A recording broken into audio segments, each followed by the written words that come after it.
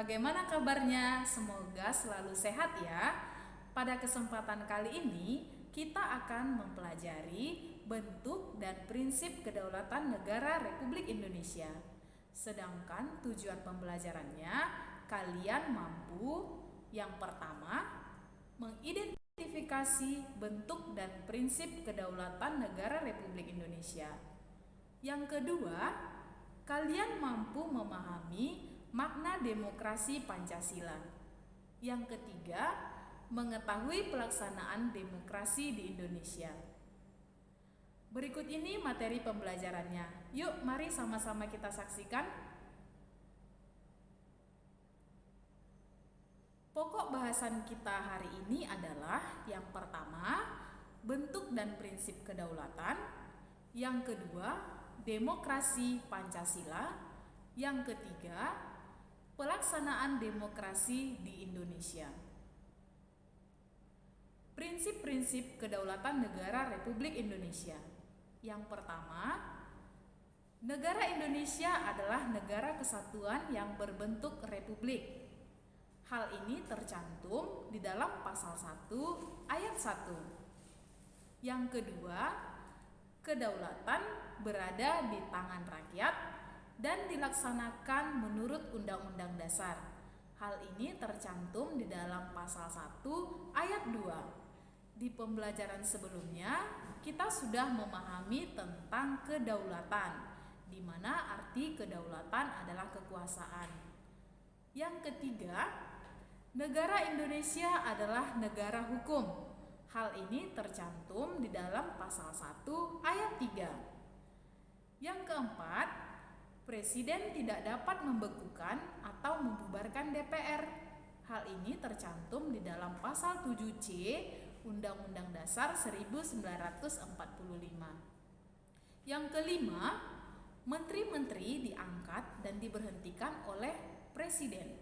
Hal ini tercantum di dalam bab 5 pasal 17 Undang-Undang Dasar 1945. Kelima prinsip kedaulatan tersebut memiliki hubungan yang erat dengan makna demokrasi. Anak-anak hebat pernah mendengar kata demokrasi tidak? Apa itu demokrasi? Demokrasi berasal dari kata demos dan kratos. Apa itu demos? Demos adalah rakyat dan kratos adalah pemerintahan. Jadi anak-anak hebat, kira-kira apa ya pengertian demokrasi? Ya, benar sekali, demokrasi adalah pemerintahan rakyat.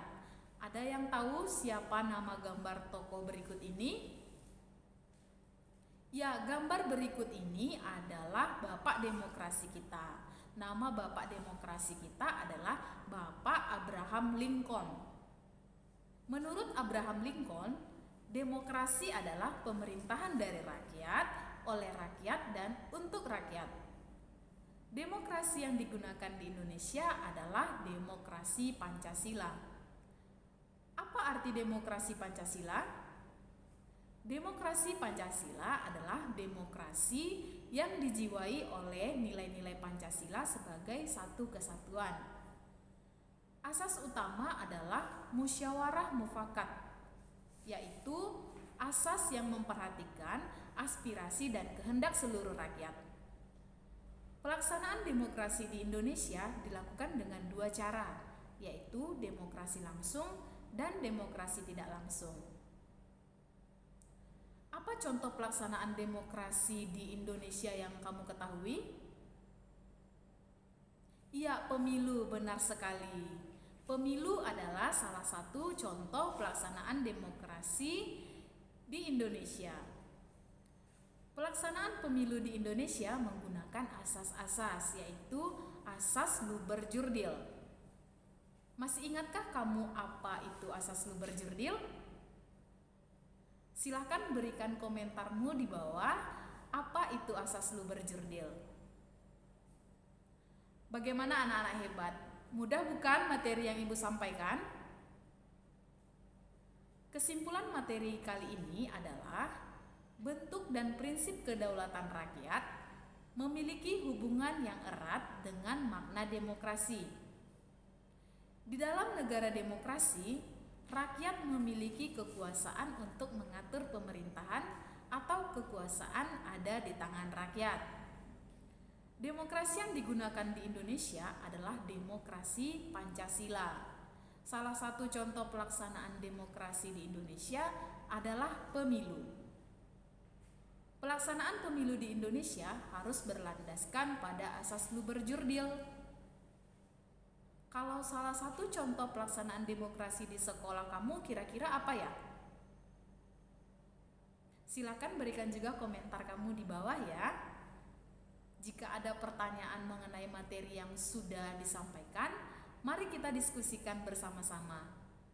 Sampai jumpa pada video pembelajaran berikutnya ya. Salam sehat anak-anak hebat.